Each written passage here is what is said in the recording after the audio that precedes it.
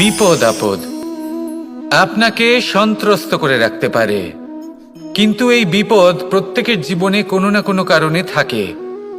এটা আপনাকে দেখায় যে আপনার মধ্যে কি খামতি রয়েছে, কেন রয়েছে। এই বিপদ হলো সেই মাধ্যম যার দ্বারা আপনি নিজের দুর্বলতাকে নিজের শক্তিতে পরিবর্তন করতে পারেন। একটা ফুলের দিকে তাকান।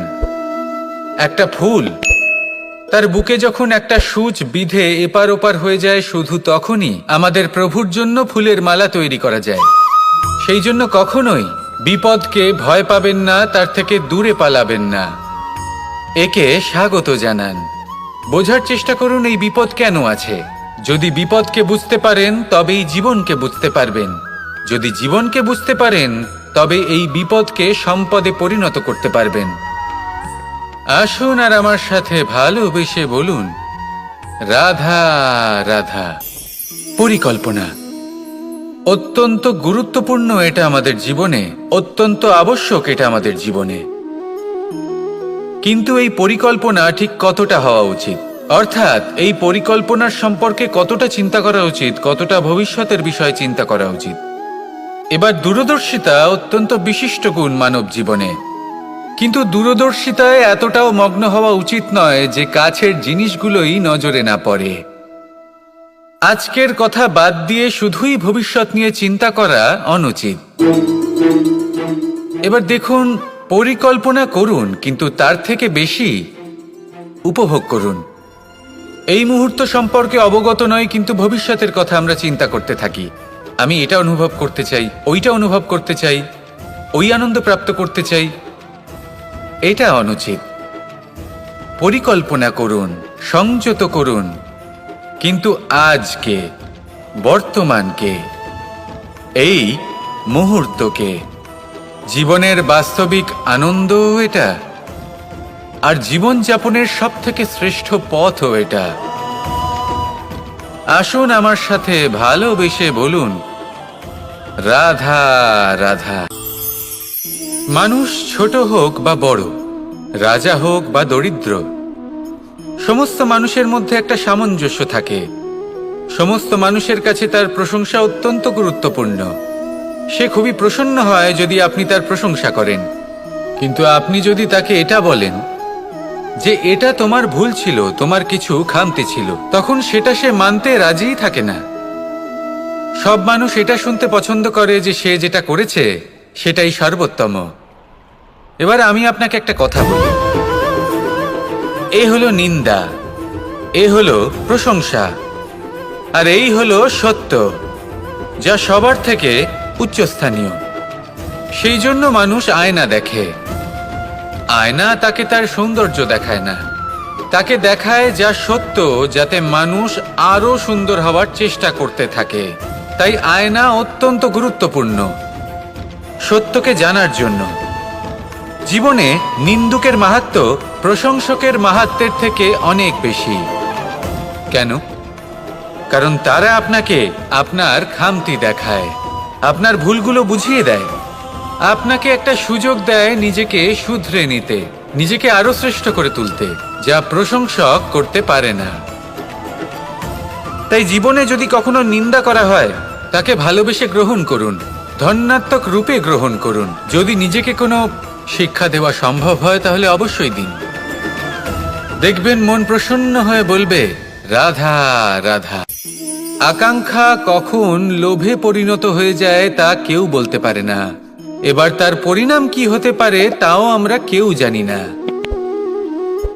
আজ আমি আপনাকে বলছি, কোনো ব্যক্তি সব থেকে বেশি ক্ষতির সম্মুখীন তখনই হয় যখন সে এটা মনে করে যে সে সব থেকে বেশি সুরক্ষিত স্থানে রয়েছে।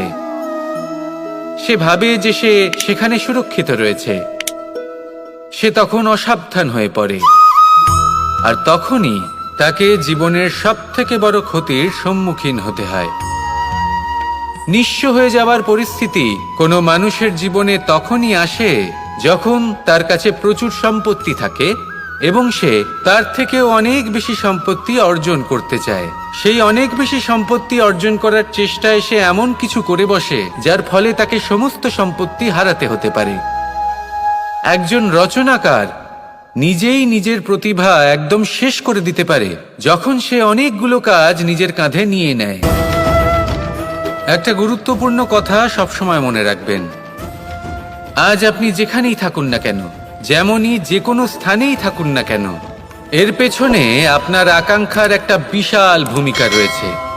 কিন্তু মনে রাখবেন, আপনাকে শিখতে হবে যে কখন আর কিভাবে নিজের উচ্চাকাঙ্ক্ষাগুলিকে লাগাম পরাতে হবে, কারণ এটা অত্যন্ত আবশ্যক। তাই আসুন আর আমার সাথে ভালোবেসে বলুন, রাধা রাধা। মানুষ কতটা বিচিত্র হতে পারে, সব সময় স্বপ্ন দেখতে থাকে যে কাল আমি এটা করব, কাল আমি ওটা শুরু করব, কাল আমি ওটা সম্পন্ন করব। এই যে কাল শব্দটা, এই কাল অত্যন্ত বিচিত্র এক শব্দ। আমরা সবসময় এটাকে আসতে দেখতে পাই, কিন্তু এটা আসাতে বর্তমানে পরিণত হয়। আবার আজ নতুন কাল দেখতে পাই, তার জন্য অপেক্ষা করি, যখন সেটা সামনে আসে বর্তমানে পরিণত হয়। এই কাল সবসময় একটা মিথ্যে সান্ত্বনা দেয় যে সে আসছে, কিন্তু সে কখনোই আসে না। যেটা আপনার হাতে রয়েছে তা হলো আজ, বর্তমান। তাই যা করার আছে, যা সম্পন্ন করতে চান, যা শুরু করতে চান, আজ করুন, বর্তমানে করুন। কারণ আজ আপনি যা করবেন সেটাই আপনার ভবিষ্যৎ নির্ধারিত করবে। ভবিষ্যতের বিষয় ভাবতে থাকলে ভবিষ্যৎ সুন্দর হবে না। আজ কর্ম করতে হবে।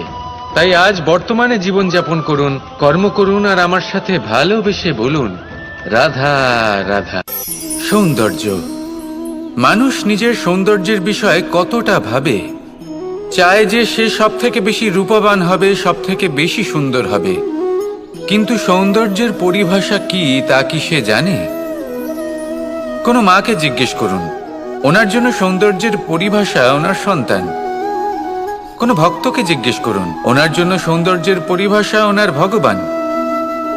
শ্রীরামকে জিজ্ঞেস করুন, ওনার জন্য সৌন্দর্যের পরিভাষা হলো হনুমান।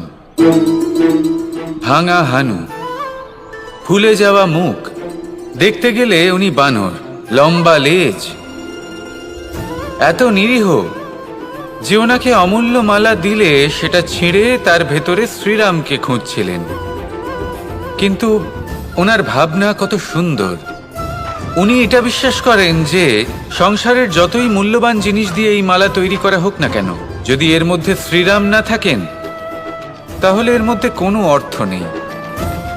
সৌন্দর্য রূপে নয়, ভাবনায় নিহিত থাকে।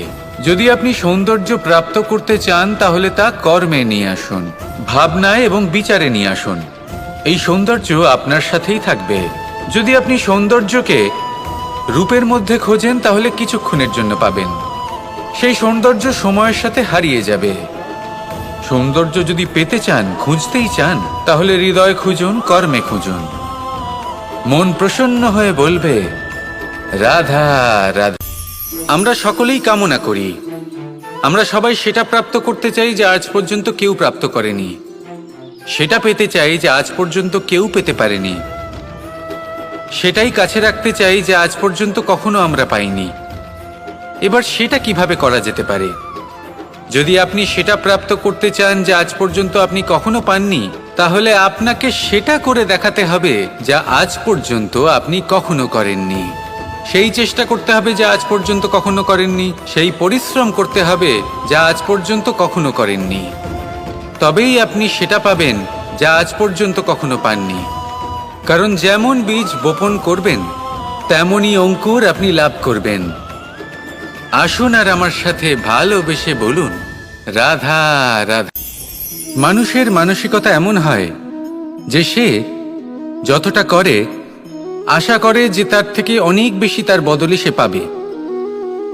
দেখুন, সবকিছুই আপনার ভাবনা চিন্তার উপর নির্ভর করছে। আপনি যদি ফলের বিষয়ে ভেবে কর্ম করতে থাকেন তাহলে সেটা অনুচিত। জীবনের আসল আনন্দ হলো নিজের কর্ম করতে থাকা, ফলের চিন্তা করা উচিত নয়।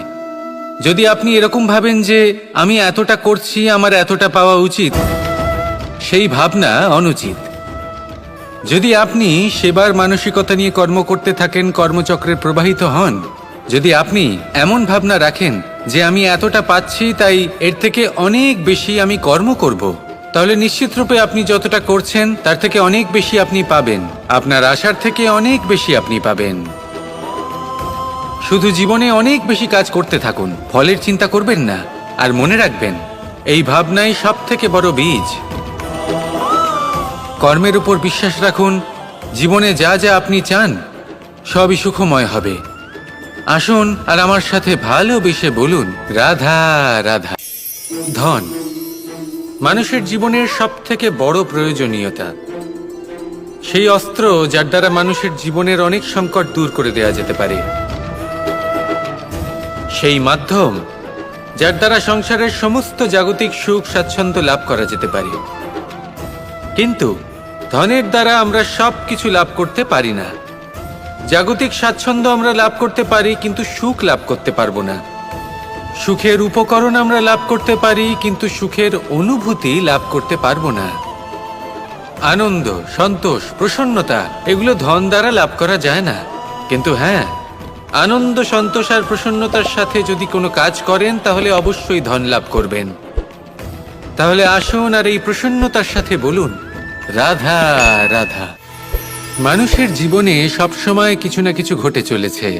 কখনো ভালো কিছু ঘটে, আবার কখনো দুর্ঘটনা ঘটে। এবার যখনই কোনো দুর্ঘটনা ঘটে, মানুষ ঈশ্বরের কাছে প্রার্থনা করে যে, হে ঈশ্বর, আমাকে রক্ষা করুন, এই বিপদ থেকে আমাকে উদ্ধার করুন। বা সে সেই সমস্ত দোষ চাপিয়ে দেয় নিজের প্রারব্ধ, নিজের ভাগ্যের ওপর। কিন্তু যদি আপনি গভীরভাবে ভাবেন, তাহলে প্রত্যেক দুর্ঘটনা, বাধা এবং বিপদ আপনার জীবনে শুধু একটাই উদ্দেশ্য নিয়ে আসে, আপনাকে আরো যোগ্য করে তোলার জন্য। যদি আপনাদের একটা উদাহরণ দিই, বর্ষার ঋতুতে যখন প্রচন্ড মাত্রায় বৃষ্টি পড়ে, ছাদ থেকে জল পড়তে থাকে, তখন আপনি নিশ্চিত করে নেন, স্থির করে নেন যে এবার আমি এই ছাদকে নতুন করে বানিয়ে তুলব, আরো শক্তিশালী বানিয়ে তুলব, আরো দৃঢ় বানাবো। আপনার জীবনে যখন কোনো অসুখ করে, তারপর আপনি জীবনে আরো সাবধানী হয়ে যান, আরো সতর্ক হয়ে যান, স্থির করে নেন যে এটা যেন দ্বিতীয়বার না হয়। ঠিক কিনা? এই বিপদ, এই দুর্ঘটনা, এই সংকট, এগুলো জীবনে আসবে আপনাকে আরো শ্রেষ্ঠ করে তোলার জন্য। এবার এটা আপনার ওপর। আপনি একে ভাগ্যের পরিহাস বলে মনে করবেন, নাকি ঈশ্বরের সংকেত মনে করবেন, যিনি আপনাকে আরো শ্রেষ্ঠ করে তুলতে চান। সিদ্ধান্ত আপনারই। আসুন আর আমার সাথে ভালোবেসে বলুন, রাধা রাধা। সংসারে দুই ধরনের পথ হয়, উচিত পথ আর অনুচিত পথ। একটা শুভর দিকে নিয়ে যায় আর একটা অশুভর দিকে নিয়ে যায়। অনেক সময় অজ্ঞানতাবশত জীবনে আমরা সেই পথ নির্বাচন করে নিই যা আসলে অনুচিত। তারপর নিজেকে আশ্বস্তও করে ফেলি যে এই পথেই চলতে হবে, এখান থেকে ফেরার পথ নেই। কিন্তু যদি সত্যি বলি, তাহলে এটা শুধুই আপনার ভ্রম। আপনার মধ্যে শুধুমাত্র একটু দৃঢ়তার অভাব আছে, তা জাগ্রত করুন আর বাড়িয়ে তুলুন। আপনি দেখবেন এই সংসারে এমন কোনো পথ নেই যেখান থেকে ফিরে আসা সম্ভব নয়। এমন কোনো মানসিকতা নেই যা বদলানো সম্ভব নয়। যদি আজ এই মুহূর্তে আপনার মনে হয়ে থাকে যে আপনি কোনো অনুচিত পথে আছেন আর আপনি কোনো শুভ পথে যেতে চান, তাহলে ওখান থেকে ঘুরুন আর ফিরে আসুন। আবার সেই মোড়ে ফিরে আসুন আর সেই পথ নির্বাচন করুন যা আপনার জন্য শুভ। একটু সময় অবশ্যই লাগবে, কিন্তু নিশ্চিত রূপে আপনার উদ্দেশ্য এবং আপনার গন্তব্য এই দুই অনেক শ্রেষ্ঠ হয়ে উঠবে। তাহলে আসুন আর আমার সাথে ভালোবেসে বলুন, রাধা রাধা। কোনো গাছের গায়ে লেগে থাকা ফলকে দেখুন, সে কতটা সুখী অনুভব করে, কতটা সুরক্ষিত অনুভব করে। তার যে খাবারের প্রয়োজন পড়ে তা সে গাছের শিকড় থেকে পেয়ে যায়। গাছের শাখা, ডাল তাকে সাহায্য করে থাকে, পাতা তাকে আশ্রয় দেয়, ওকে ছায়া প্রদান করে। কিন্তু সেই ফল যদি ওখানেই থাকে, তাহলে কি হবে? উচিত হবে না। ওই ফলকে ছেড়ে পড়ে যেতে হবে, মাটিতে পড়তে হবে, সেটা ফেটে যেতে হবে, নিজের বীজকে মাটির নিচের অন্ধকারে পৌঁছে দিতে হবে। তারপর সে রূপ পাল্টাবে আর এক অঙ্কুরে রূপান্তরিত হবে। অঙ্কুর যা বৃক্ষে রূপান্তরিত হবে, বৃক্ষ যা অনেক ফলকে জন্ম দেবে। সেইভাবেই আপনি জীবনে যদি মহান কিছু করতে চান, শ্রেষ্ঠ কোনো কাজ করতে চান, তাহলে আপনাকে সুরক্ষা ক্ষেত্র থেকে বেরিয়ে আসতেই হবে আর কর্ম করতে হবে। দেখুন, সোনাকেও কুন্দন হবার জন্য তপ্ত হতে হয়। আপনাকেও মহান হবার জন্য কর্ম তো করতেই হবে। তাই কর্ম করুন, মহান হয়ে উঠুন, আর আমার সাথে ভালোবেসে বলুন, রাধা রাধা। কখনো কোনো চাতক পাখিকে দেখেছেন? কথায় আছে যে বছরে মাত্র একবার সে তার তৃষ্ণা মিটিয়ে থাকে, আর তাও আকাশে ভেসে থাকা মেঘের দ্বারা ঘটানো বৃষ্টির জলের ফোঁটা থেকে। আর কোথাও থেকে সে তার তৃষ্ণা পূরণ করে না। সারা বছর সে নিদারুণ গরম সহ্য করে, তীব্র শীতও সহ্য করে, শুধু এই আশা নিয়ে যে বছরে একবার অন্তত সেই মেঘের ঘন ঘটা হবে, বৃষ্টি হবে, আর সে তার তৃষ্ণা নিবারণ করবে। এটা আসলে কি? এটা আসলে বিশ্বাস। সেই বিশ্বাস যে বছরে একবার সেই মেঘ আসবে তৃষ্ণা নিবারণ করতে। যেমন দেখুন, একটা সূর্যমুখী ফুল সারা রাত অন্ধকারের সাথে যুদ্ধ করে, কারণ তার বিশ্বাস যে ভোরবেলায় সূর্য তাকে অবশ্যই দর্শন দেবেন। সেটাও বিশ্বাস ছিল যার উপর ভরসা করে মনু একটা নৌকা নিয়ে বেরিয়ে পড়েছিলেন এবং সমস্ত সৃষ্টিকে প্রলয়ের হাত থেকে বাঁচিয়েছিলেন। সেটাও ছিল ভালোবাসার প্রতি বিশ্বাস, যার উপর ভরসা করে বানর এবং ভাল্লুক সেনা নিয়ে শ্রীরাম আক্রমণ করেছিলেন সমস্ত বরদানপ্রাপ্ত অসুরগণ এবং রাক্ষসগণের লঙ্কায় এবং জয় লাভ করেছিলেন।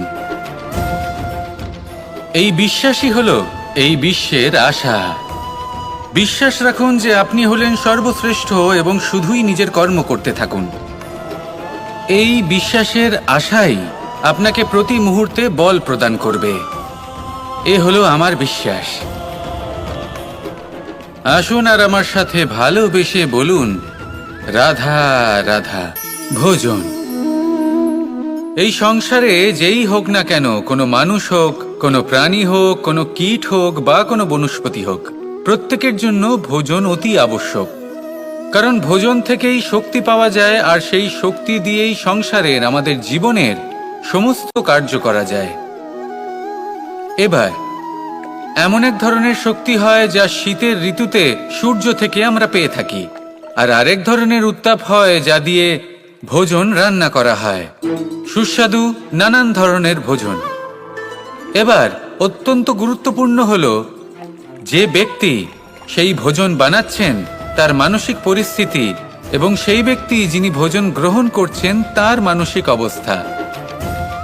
যখনই আপনি ভোজন বানাচ্ছেন তখন ভালোবাসার সাথে কাজটা করুন, ধন্যাত্মক ভাব নিয়ে, সৎ ভাবনার সাথে।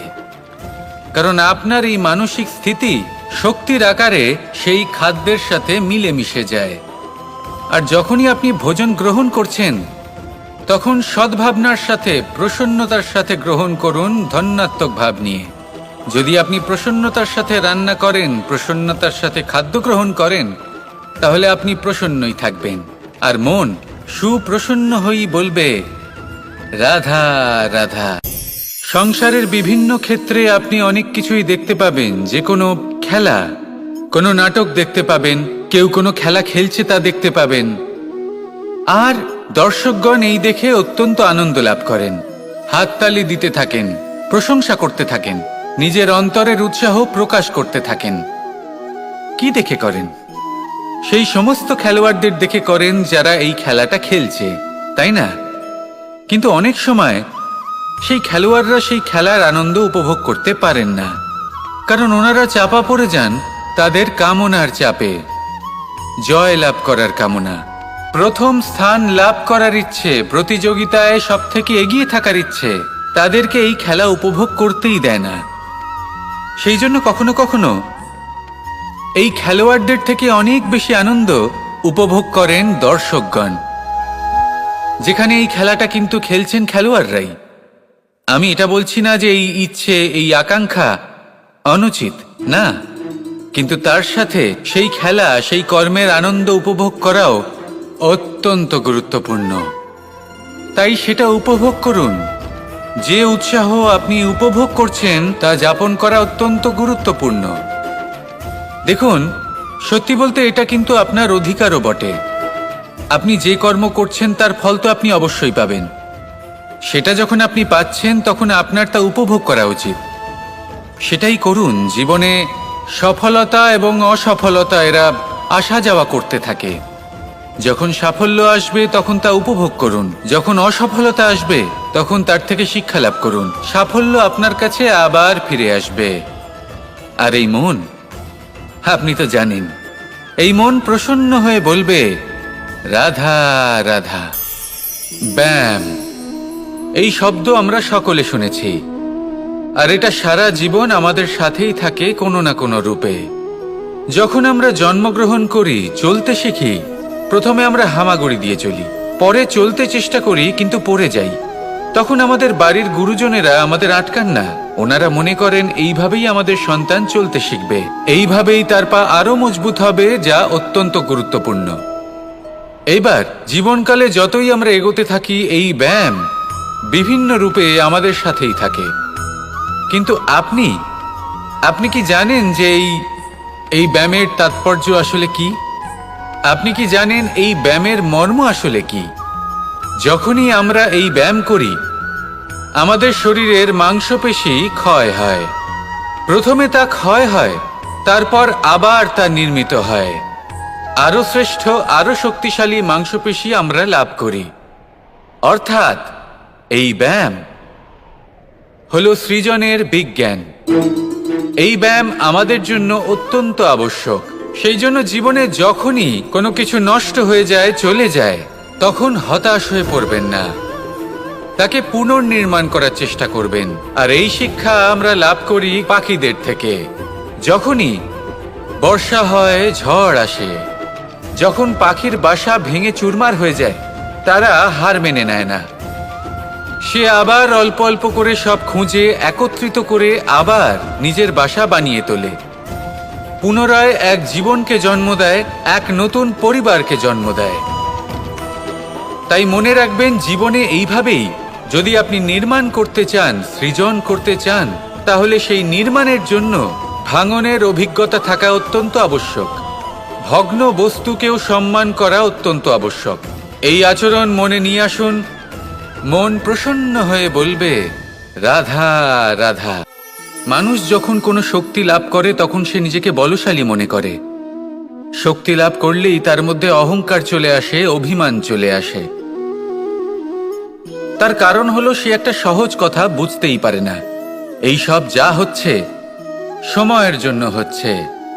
সময়ের থেকে বেশি বলশালী আর কেউ নেই। এই সময়ের জন্যই রাবণ ভক্তি দ্বারা কৈলাস পর্বত তুলে নিয়েছিলেন। আবার সেই সময়ের জন্যই, সেই কারণেই রাবণকে বধ হতে হলো। তার সাথে সাথে রাক্ষস কুলও ধ্বংস হয়েছিল এবং লঙ্কাও ভস্ম হয়ে গেছিল। দেখতে গেলে জন্ম থেকে মৃত্যু পর্যন্ত এই যে সময়, সেটাই হলো জীবন। কিন্তু তার মধ্যেও যা সময় আসে, কোনো কারণেই আসে। সেই সময় আমরা যাপন করে কিছু শিখতে পারি।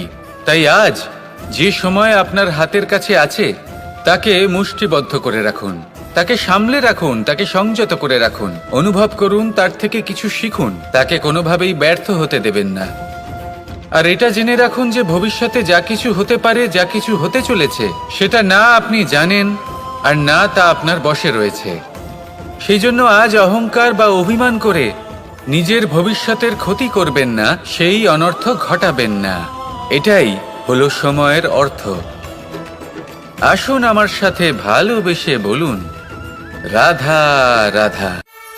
কথায় আছে, যখন আপনি যুদ্ধক্ষেত্রে দাঁড়িয়ে, তখন শত্রুকে পিঠ দেখিয়ে পালিয়ে যাওয়া বা পিছু হটে যাওয়া অত্যন্ত অনুচিত যুদ্ধনীতি হয়। কথায় আছে যে শ্রেষ্ঠ যুদ্ধ নীতি হলো সেটাই, যেখানে আপনি অস্ত্র হাতে নিয়ে এগিয়ে যান, সাহসের সাথে যুদ্ধ করে শত্রুকে পরাস্ত করে ফিরে আসেন। আর সেটাই আমি করেছিলাম। তখন মহাভারত রচনা হয়েছিল, কারণ তখন ধর্মরক্ষা করা আবশ্যক ছিল। কিন্তু এমনও একটা সময় ছিল যখন আমি যুদ্ধ থেকে পালিয়েছি, কারণ তখন প্রজাদের সুরক্ষা বেশি গুরুত্বপূর্ণ ছিল। আমার গায়ে যুদ্ধ বিমুখ হবার কলঙ্ক লাগিয়েছিল, কিন্তু ঠিক আছে, আমি সেটাই করেছিলাম যেটা প্রয়োজনীয় ছিল। শ্রীরামও লঙ্কা গিয়ে রাবণকে হত্যা করার পূর্বে 4 মাস ধরে অপেক্ষা করেছিলেন। অপেক্ষায় ছিলেন কবে সেই সেতু সম্পন্ন হবে। তারপরে গিয়ে রাবণকে পরাস্ত করলেন, তাকে বধ করলেন। জীবনে কখনো কখনো থেমে যাওয়া বা পিছু হটে যাওয়া কার্যকর হতে পারে। এটা প্রত্যেক সময়ের উপরে নির্ভর করে। শত্রু যে কেউ হতে পারে, যখন খুশি আক্রমণ করতে পারে। কোনো মানুষ হতে পারে, আবার কোনো দানবও হতে পারে। আমাদের নিজেদের মানসিকতা হতে পারে, কোনো অসুখ হতে পারে, মহামারীও হতে পারে। সেক্ষেত্রে সেটাই করুন যেটা উচিত মনে হয়। দেখুন, প্রত্যেকবার নারায়ণ তো আপনাকে সাহায্য করতে আসবেন না। অনেক সময় মানুষকে নিজেকেই সেই বাধার সম্মুখীন হয়ে তাকে পরাস্ত করতে হয়। আর এমনিতেও কথায় আছে যে প্রত্যেক নরের মধ্যে নারায়ণ আছেন। তাই অন্তরের নারায়ণকে জাগ্রত করুন, আর যা সমস্যা আছে তাকে সমাপ্ত করে ফেলুন, তা সে যতই পিছু হটে করতে হোক না কেন। আসুন আর আমার সাথে ভালোবেসে বলুন, রাধা রাধা। গুরু, যিনি পথ দেখান, আমাদের জীবনে অত্যন্ত গুরুত্বপূর্ণ, অত্যন্ত আবশ্যক। কিন্তু কিছু মানুষ মনে করেন যে গুরুর কোনো প্রয়োজন নেই, কারণ এই সমগ্র জ্ঞান মানুষের অন্তরেই নিহিত রয়েছে। এবার প্রশ্ন এটাই, যদি সমস্ত জ্ঞান মানুষের অন্তরে নিহিত থাকে, তাহলে গুরুর কি প্রয়োজন? আর যারা আজ পর্যন্ত গুরুকে মেনে এসেছেন, তারা কি অনুচিত করেছেন? এর উত্তর আমি আপনাকে দেব একটা উদাহরণ দ্বারা। একটা কাঠ যা জ্বলনশীল, জ্বলনের ঊর্জা তার অন্তরে নিহিত রয়েছে, কিন্তু তার জ্বলনের জন্য বাইরে থেকে একটা অনুঘটকের প্রয়োজন হয়। এই অনুঘটকই হলেন আপনার গুরু। উত্তাপ যা একটা কাঠকে জ্বালাতে পারে, সেই উত্তাপ হলো গুরুর প্রচেষ্টা। যদি সেই গুরুই না থাকে, তার প্রচেষ্টাই না থাকে, তাহলে সেই সমস্ত জ্ঞান যা মানুষের অন্তরে নিহিত, তা ব্যর্থ হয়ে যাবে। যদি আপনার সাথে আপনার গুরু থাকেন, আপনার পথ প্রদর্শন করেন, আপনার অন্তরের জ্ঞানকে বাইরে নিয়ে আসতে পারেন, তাহলে তাকে সম্মান করুন। আর আমার সাথে ভালোবেসে বলুন, রাধা রাধা। মানুষ সত্যের সাথে অবগত হবার জন্য ব্যাকুল হয়ে থাকে, চিরকাল চেষ্টা করতে থাকে। জন্ম থেকেই তার মনে এই ইচ্ছে জাগ্রত হয় সত্যিটা কি সেটা জানতে। এবার এই ইচ্ছে, এটা পূর্ণ কিভাবে করা যেতে পারে? কারণ মনে হয় যে জ্ঞান অর্জন করলেই এই ইচ্ছে পূর্ণ হতে পারে। তাই কেউ কেউ জ্ঞানের পেছনে ছুটতে থাকেন। কেউ এটা ভাবেন যে এই ইচ্ছে পূর্ণ করা যেতে পারে ধন আর শক্তির দ্বারা, তাই তারা ধন আর শক্তি প্রাপ্ত করতে চান। কেউ আবার ভাবেন যে অন্তরের মন্থন দ্বারা এটা সম্ভব হতে পারে। এবার এটাও সত্যি যে মন্থন করলে অমৃত লাভও সম্ভব হতে পারে, কিন্তু তার জন্য এই মন্থন করার জন্য একটা উচিত দিকে অগ্রসর হওয়া প্রয়োজনীয়। উচিত সংযমের দ্বারা সামনে এগোতে হবে, আর কোনো আশা না করে সামনে এগিয়ে যেতে হবে, তবেই এটা সম্ভব হতে পারে। একটা বাদ্যযন্ত্রের কথা ভেবে দেখা যাক। তার থেকে সুর তখনই নির্গত হয় যখন তার তারগুলি ঠিক করে বাঁধা হয়। যদি বেশি বেঁধে ফেলা হয়, তাহলে তার ছিঁড়ে যেতে পারে, আর যদি ঢিলে থেকে যায়, তাহলে তার থেকে উচিত সুর নির্গত হবে না। একটা অত্যন্ত গুরুত্বপূর্ণ কথা মনে রাখবেন, সত্যকে লাভ করার প্রাথমিক আধার হল অনুশাসন। জীবনে এই অনুশাসন আনুন, সত্য আপনা আপনি আপনার কাছে চলে আসবে, আর এই মন প্রসন্ন হয়ে বলবে, রাধা রাধা। অহংকার এ হলো ছোট একটা শব্দ, কিন্তু এর প্রভাব অত্যন্ত বৃহৎ হয়ে থাকে। আর সব থেকে বড় সমস্যা হলো, মানুষ আজ অবধি বুঝতেই পারেনি যে এই অহংকারের বাস্তব রূপ কিরকম। কেউ একে গর্বের নাম দেন, কেউ একে আত্মসম্মানের নাম দিয়ে থাকেন, এবং কোথাও একটা এমন সময় চলে আসে যখন সময় এই অহংকারকে ভেঙে খান খান করে দেয়। আর তখন না গর্ব আপনাকে বাঁচাতে পারে, না আপনার আত্মসম্মান। এখন যদি আপনাকে উদাহরণ দিই, তাহলে যেখানে আপনি বসে আছেন সেই ঘরেই ওপরে তাকান, সেই ছাদের দিকে। যদি এই ছাদ অহংকার করতে থাকে যে দেখো আমি তো সব থেকে উঁচু জায়গায় আছি, আমার চেয়ে ওপরে আর কেউ নেই, আমি এই ঘরে থাকা সমস্ত ব্যক্তিকে ছায়া প্রদান করি, যদি এই অহংকার এসে যায় তাহলে কি? একবার ভেবে দেখুন, যদি পরের দিন তার উপর আরো একটা তলা বানিয়ে দেওয়া হয় তাহলে কি? এই ছাদ যার নিজের উঁচু হবার অহংকার ছিল, যে সব থেকে ওপরে ছিল, সে এবার পায়ের তলায় চলে এসছে। এটাই হয়ে থাকে। মনে কখনোই অহংকার পোষণ করবেন না। যদি মনের মধ্যে কিছু রাখতে চান তাহলে প্রেমের ভাব রাখুন, স্নেহ রাখুন। এই অহংকারকে আপনি যা ইচ্ছে নাম দিন, গর্ব হোক, আত্মসম্মান হোক, এর দ্বারা আপনার কোনোভাবেই কোনো লাভ হবে না। তাহলে এই অহংকারকে ত্যাগ করুন আর আমার সাথে ভালোবেসে বলুন, রাধা রাধা। কখনো কোনো বৃক্ষকে দেখেছেন? এই ধরিত্রী থেকে ততটুকুই জল নেয় যতটুকু তার প্রয়োজন। কোনো প্রাণীকে দেখুন, এই প্রকৃতি থেকে ততটুকুই খাবার গ্রহণ করবে যতটুকু তার খিদে রয়েছে, খিদে মিটে গেলে আর খাবে না। এবার মনুষ্যকে দেখুন, সে নিজের জীবনে যা কিছু পেয়েছে, বস্তু, ধন, খাবার, শক্তি, প্রয়োজনের থেকে অনেক বেশি লাভ করার চেষ্টা করে থাকে। প্রয়োজনের থেকে বেশি যদি পেয়েও যায় তাহলেও তার কম মনে হয়। এবার এরকম ঠিক কেন হয়? এর পেছনের কারণ কি? কারণ হলো লোভ। লোভের আগুন কিছু এমন হয়, যদি মানুষের মনে একবার প্রজ্বলিত হয় তাহলে শুধু বাড়তেই থাকে। ততক্ষণ বাড়বে যতক্ষণ না আপনি নিজে তাকে বাধা দিচ্ছেন। তবে এই লোভের আগুন নিয়ন্ত্রণ করা সম্ভব। পরিমিতিবোধ, পরিমিতিবোধের চিন্তা। আপনাকে শুধু নিজেকে একটা সরল প্রশ্ন করতে হবে।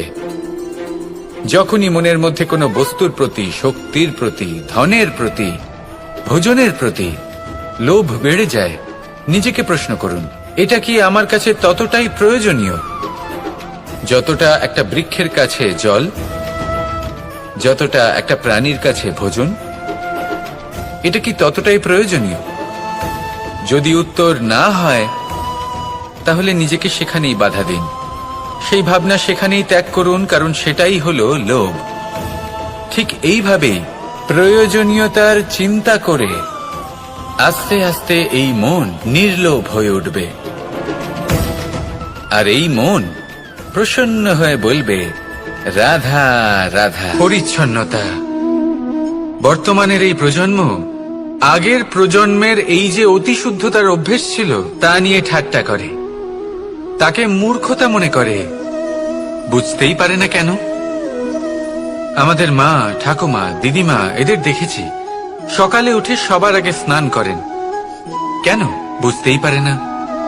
কেন কথায় কথায় বারান্দা, উঠোন পরিষ্কার করা হয়? বুঝতেই পারে না। অনেক মানুষজন এটাকে ধার্মিক এবং অন্ধবিশ্বাস বলে, কিন্তু যদি আমি আপনাকে সত্যি কথা বলি, প্রত্যেক ধর্ম বিজ্ঞানসম্মত। প্রত্যেক কাজের পেছনে বৈজ্ঞানিক সত্যতা লুকিয়ে রয়েছে, কিন্তু প্রত্যেক মানুষ সেই নিয়ে কতটা ভাবেন, কতটা বোঝেন আর কি পদক্ষেপ নেন তা হলো আলাদা এবং অত্যন্ত গুরুত্বপূর্ণ, কিন্তু তা হলো বিজ্ঞানসম্মত। আজও যখন আমি আগে বাড়ি যাই, মা সবার আগে আমার হাত পা ধুয়ে দেন, তারপর সবকিছু। তাই আপনি পরিচ্ছন্ন থাকুন, তাহলে আপনি সুস্থ থাকবেন। তখনই আপনার মনে ভক্তিভাব আসবে, তখনই এই সমগ্র সংসারকে সামলানোর শক্তি অর্জন করতে পারবেন। তাহলে পরিচ্ছন্ন থাকুন, সব ভালো থাকবে। রাধা রাধা। ধর্ম। আমরা সকলে ধর্মের বিষয়ে কথা বলি, কখনো নিজের ধর্মের বিষয় আর কখনো অন্যের ধর্মের বিষয়।